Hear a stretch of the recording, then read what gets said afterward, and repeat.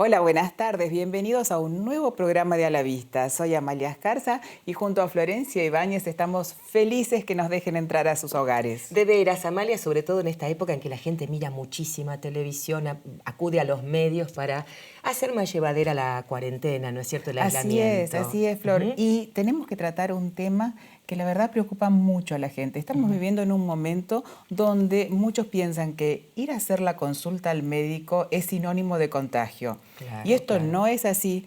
Es un miedo que tienen, que lo tenemos que sacar de nuestras cabezas, porque es muy importante hacer la consulta por enfermedades crónicas, oftalmológicas y de cualquier otra especialidad. Claro, Amalia, que no se vaya a abandonar ningún tratamiento. ¿Sabes qué? Es tal cual lo que vos decís. Da una sensación como irracional de que si entras a un hospital, mágicamente por la piel te va a pasar algo. Contagiar. Y no, claro. Y no es así. Y mucho menos los oftalmólogos que trabajamos siempre dentro de nuestra especialidad. Es más difícil todavía contagiarse. Claro. Pero ¿vamos a recibir a nuestro primer invitado? Vamos, Amalia.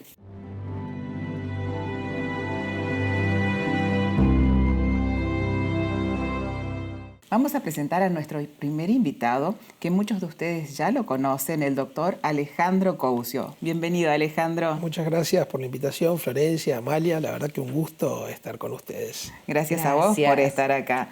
Te voy a presentar para aquellos televidentes que no te han visto.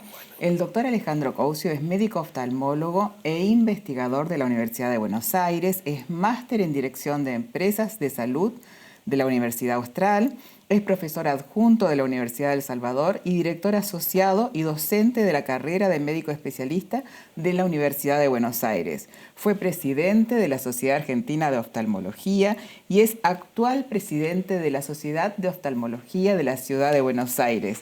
Así que, Alejandro, nadie mejor que vos para hablar de esto que estábamos hablando con Florencia cuando iniciamos el programa. No tener miedo a asistir a la consulta oftalmológica. Correcto, eso es muy importante lo que decís, Amalia, porque el paciente entró en un estado de pánico que verdaderamente no es beneficioso, porque hay muchas patologías que son patologías crónicas que tienen que tener un cierto control. Totalmente. En el cual el paciente tiene que asistir a la consulta. Si eso deja de hacerse, patologías que verdaderamente no tienen mayor inconveniente y son llevadas en consultas normales, pasan a ser luego patologías graves de difícil tratamiento. Entonces, tenemos que concientizar que los pacientes tienen que volver a la consulta. Totalmente. Un glaucoma tiene que controlarse la presión. Tiene que ir a tomarse la presión ocular. La gente no tiene que tener miedo, porque tanto los centros oftalmológicos públicos como privados han tomado los recaudos correspondientes para poder atender a los pacientes en forma correcta. Es decir, van a estar protegidos ellos, vamos a estar protegidos nosotros. La mayoría de las instituciones realizan un triage, que es una serie de preguntas, se toma la temperatura del paciente, los turnos son más aislados, se genera protección entre el médico, los asistentes del médico y el paciente, y eso hace que patologías que tienen que controlarse puedan llevarse a cabo la consulta normalmente. Totalmente. Claro, sí, qué interesante lo que dicen, porque de verdad que hay que tomar conciencia, desmitificar, sacarnos ese miedo que a lo mejor fue el primer impacto que nos produjo esta enfermedad, pero ya vamos llevando varios meses y me imagino que una persona que necesita tratamiento, dejar de ir al oftalmólogo 3 meses es realmente una locura, ¿no? Locura. Para tomarse presión, es muchísimo. El paciente diabético, los controles del fondo de ojo. ¿Lo han notado en cantidad de gente? Notamos una disminución en la consulta que verdaderamente fue muy llamativa, sobre todo los primeros 15, 20 días de la pandemia.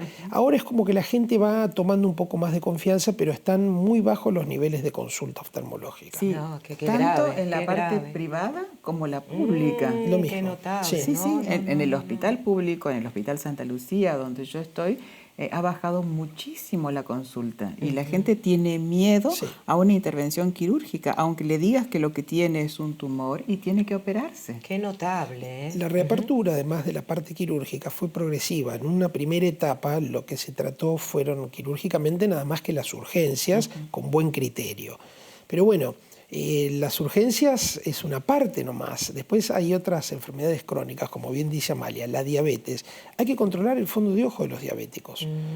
Los pacientes con glaucoma, hay que tomarles la presión.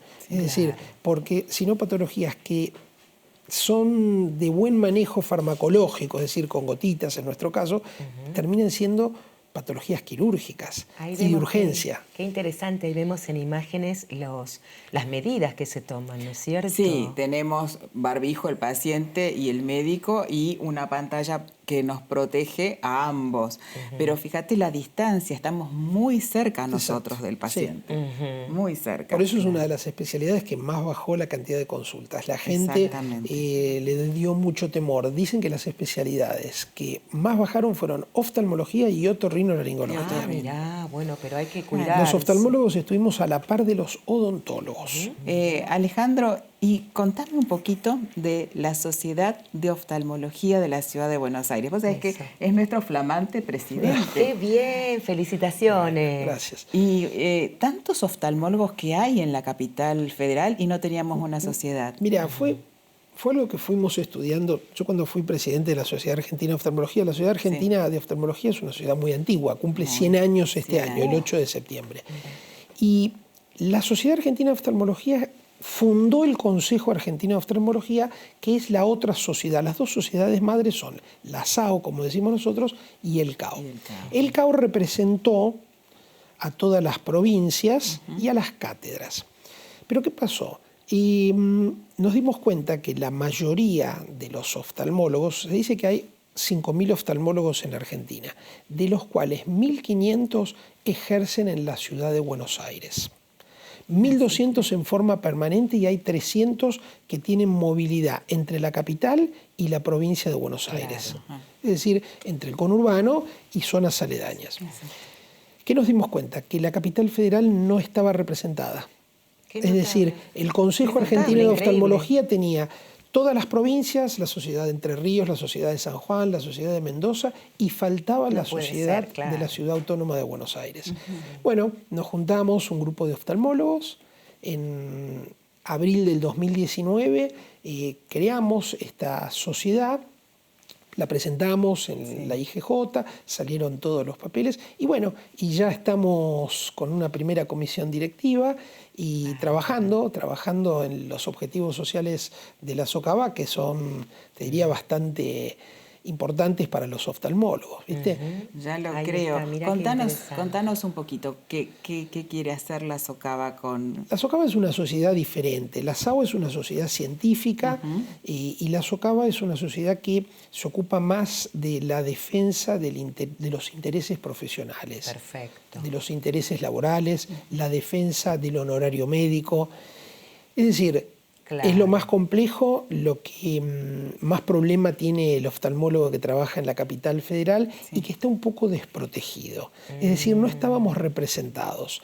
Entonces, bueno, es algo nuevo y como toda actividad nueva llama la atención, por eso se acercaron muchos oftalmólogos a trabajar en forma espontánea. Ya somos casi 250 oculistas en menos de un año. Y yo creo que vamos a llegar casi, te diría que para fin de año, a los 500, 600 oculistas trabajando. Claro, me imagino para las nuevas generaciones es interesante saber que ya van a tener una sociedad que protege, como decís, ciertos los derechos naturales. Que haya una defensa del interés profesional, una defensa de tu honorario médico. Alguien tiene que representarte. Así que bueno, vimos que faltaba eso y decidimos formarlos. Viste que todas estas cosas nuevas tienen un esfuerzo, pero yo creo que para las generaciones de futuros oculistas va a ser algo muy importante que haya una sociedad que los representa. Calcula que de los 5.000, 1.500 trabajamos acá. Sí, claro, lógico. Y no solo para el ámbito privado, es para el ámbito público. Es decir, tenemos que estar representados en todos los sectores de la oftalmología. Es decir, o sea, también para los residentes, becarios, concurrentes, todos los médicos médicos algo parejo, recién recibidos. Claro. Sí. Siempre pienso que en las universidades, cuando uno se está por recibir, debería haber una materia o algo que hable de estos temas al que se va, porque uno sale a la calle, sabe mucho de su ciencia, Pero le falta la otra parte, de cómo me defiendo, cómo se cobra, cómo es la cosa, ¿no? No está mal lo que dice Florencia. No, es que lo tengo pensado que para mí tiene que ser en todas las carreras. Muchos no nos gusta eso. Es decir, durante años, como la medicina estaba muy bien valorizada, ese punto no era un punto de interés. Claro. Hoy, con los cambios de los sistemas, de las obras sociales y el sistema prepago, verdaderamente se ha transformado mucho el honorario, se ha, digamos, desvalorizado mucho, y hoy es un punto que al médico en general y al oftalmólogo en particular le interesa. Claro, ¿qué te parece? Y hemos sufrido devaluaciones permanentes. Sí, claro. Y nuestros insumos son en moneda extranjera. Claro, eso es tremendo. Tienen que pagar en dólares todo lo que... Clave. Claro. Porque vos, para prestar un buen servicio, comprás todos insumos extranjeros, tus equipamientos son todos del extranjero y vos recibís pesos. Es decir, estamos en una situación muy, muy particular. Pero qué interesante por eso la sociedad, así que podemos llamar a los oculistas de Buenos Aires, ¿no? Que estén atentos, que se sumen. Muy Yo creo que vamos a tener bastante éxito. Y felicitaciones al presidente, mira qué bien. Para asociarse, Alejandro, ¿a qué mail pueden Y nosotros comunicarse? tenemos un mail de la sociedad, @socava.gmail, en los cuales los oftalmólogos se pueden acercar. Tienen una ficha. Los oftalmólogos que tienen ya el título de especialista entran en una categoría de activo y los oftalmólogos que están en formación, residentes o concurrentes, entran en una categoría de adherente. Lo cual le damos la oportunidad de incorporarse a trabajar en distintas comisiones.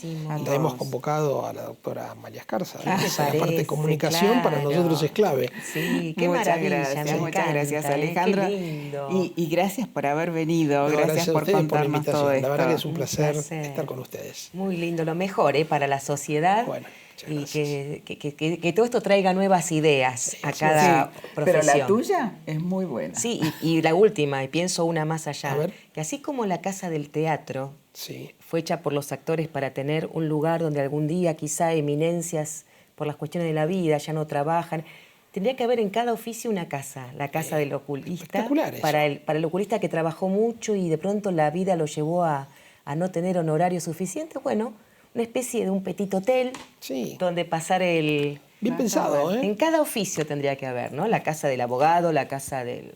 Bueno, ideas de la cuarentena. Para cuando sea jefa de gobierno, Florencia. Vamos todavía. Gracias. Bueno, nos vamos a una pequeña tanda y volvemos enseguida con más A la Vista.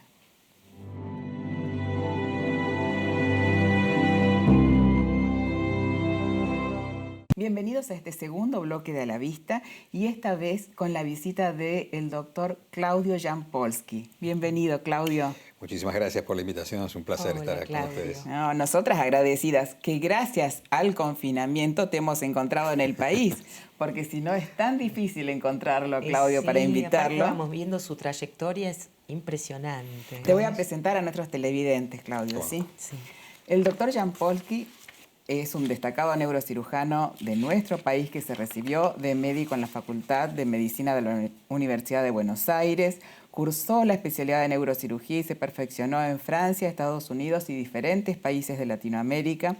Fue médico del Servicio de Neurocirugía del Hospital Santa Lucía, coordinador de la Red de Neurocirugía de la Secretaría de Salud de la Ciudad de Buenos Aires, jefe del Servicio de Neurocirugía del Sanatorio Güemes, de la Clínica Sagrada Familia, es el actual jefe de neurocirugía del Hospital Italiano, también es consultor del Hospital Muñiz y en la parte académica es docente adscripto de neurocirugía de la Facultad de Medicina de la Universidad de Buenos Aires y del Curso Superior de Médico Especialista, presidente de la Federación Latinoamericana de Sociedades de Neurocirugía y es miembro honorífico de todas las sociedades científicas de neurocirugía del mundo, además de participar en congresos, escribir miles de trabajos científicos, así que realmente es un honor tenerte con nosotros acá, Claudio. Bueno, muchas gracias, sí, demasiado. Dios quiera que no nos pase nada, Dios quiera que no nos pase nada, pero por las dudas me voy a tomar los datos del doctor, que me voy a sentir segura. El teléfono del doctor. Para operarme. Te queríamos invitar, Claudio, sobre todo en esta época, porque hay muchos pacientes que dejan pasar síntomas que son realmente importantes, no consultan en tiempo y forma como lo deben hacer, como lo hacían antes de la pandemia. Y contanos un poquito eso, ¿qué está pasando en tu servicio en el Hospital Italiano, que es un servicio de referencia?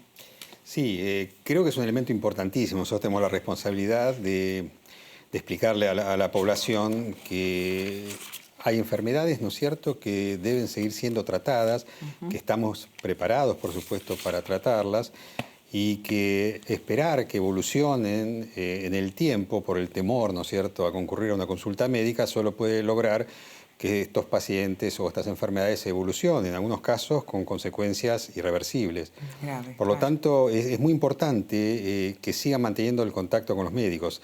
Conocer que tenemos, en el caso mío yo les voy a dar el ejemplo de nuestro hospital, por supuesto, pero en otros lugares, en otras instituciones es similar, circuitos completamente seguros para que los pacientes puedan consultar, ¿no es cierto? Es decir, ya sea una consulta virtual, que es una teleconsulta, una consulta presencial.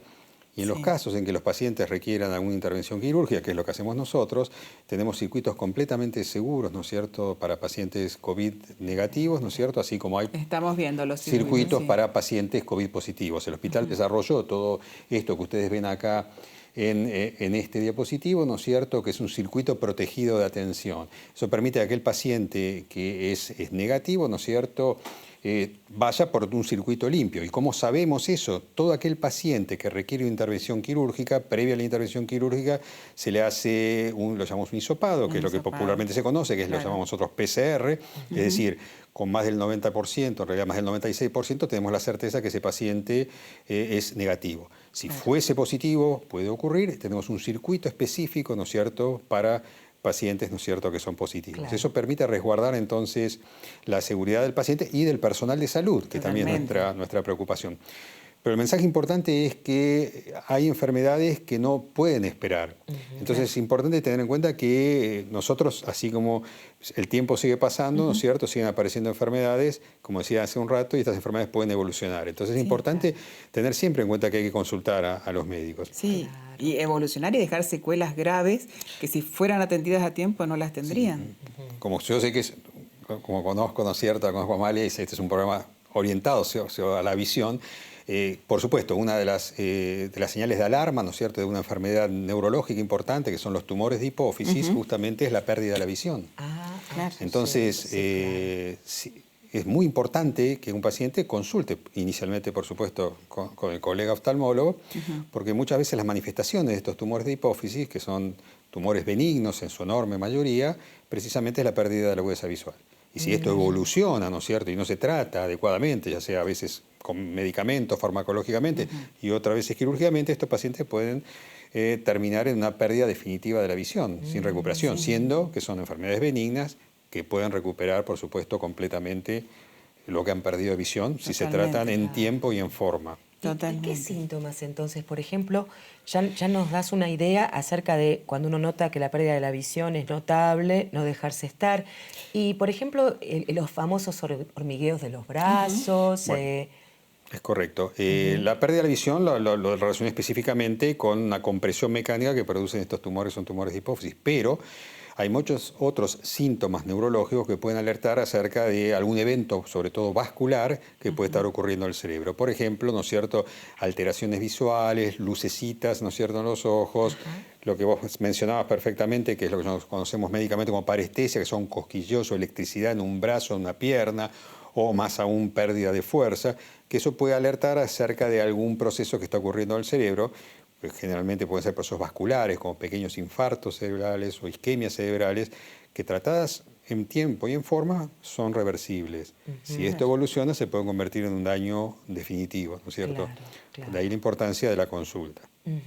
Y siguen operando en el hospital, ¿no es Seguimos cierto? operando, por supuesto. Nosotros tenemos distintos circuitos, como les comentaba hace unos minutos. Nosotros comenzamos operando solamente pacientes de emergencias, por supuesto, que nunca se ha dejado operar en ninguna institución. Y lo que nosotros conocemos como patología oncológica de urgencia, es decir, tumores, ¿no es cierto?, que merced a su evolución o debido a su evolución era necesario tratarlos en un tiempo prudencial. hace ya unas semanas atrás, exactamente 3 semanas, que por un lado logramos, o se logró, no sé, logramos toda la, lo digo no por mérito mío, sino de toda la población, logramos ese amesetamiento del tanto que tanto se habla, ¿no es cierto?, de la curva.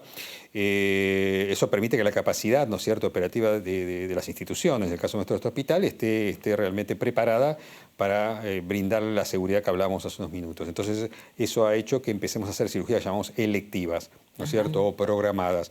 ¿Qué significa? Son enfermedades que no son una emergencia, pero como decía al principio, si no se tratan en un tiempo prudencial, pueden generar, ¿no es cierto?, un daño neurológico o inclusive una pérdida, una disminución de la calidad de vida de los pacientes. Claro, ¿Qué quiero decir con esto? Hay a veces una de las consultas más frecuentes en la medicina es el dolor. Nosotros cuando los cirujanos tratamos el dolor crónico específicamente, ¿no es cierto? Claro, en una situación de crisis o de pandemia como la que existe ahora, hay mucha gente que diría, bueno, con dolor, me aguanto el dolor, lo tuve tantos meses, lo tengo un poquito más y me aguanto y veo cuando pase todo esto. No sabemos cuándo va a pasar todo esto. Claro. Lo que sí sabemos es que las enfermedades pueden Siguen seguir avanzando. evolucionando, ¿cierto? Claro. Entonces, el hacer la consulta a nosotros nos permite, ¿no es cierto?, resolver el procedimiento. Entonces, contestando tu pregunta, Amalia, sí, hacemos procedimientos del dolor, algunos que son percutáneos, hacemos cirugías de columna, de enfermedades de la columna, hacemos cirugías, ¿no es cierto?, de lesiones cerebrales, empezamos a hacer cirugías, algunas cirugías vasculares, ¿no es cierto?, para algunas enfermedades vasculares cerebrales que se llaman aneurismas, ¿no es cierto?, son dilataciones como globitos que se producen en las arterias cerebrales. Es decir, con estas precauciones y con este circuito de seguridad estamos realizando este tipo de procedimientos. Claro. Sí, aparte el Hospital Italiano fue uno de los primeros en prepararse para la Así es. pandemia. Nosotros tenemos de base, ¿no es cierto?, una cantidad importante de camas de unidad cerrada, llamamos, de terapia intensiva. El hospital tiene, entre el Hospital Central, que es el que está acá en la Ciudad de Buenos Aires, y el Hospital de San Justo, tenemos alrededor de 1000 camas, ¿no es cierto?, un poco más de 1000 camas. Muchas.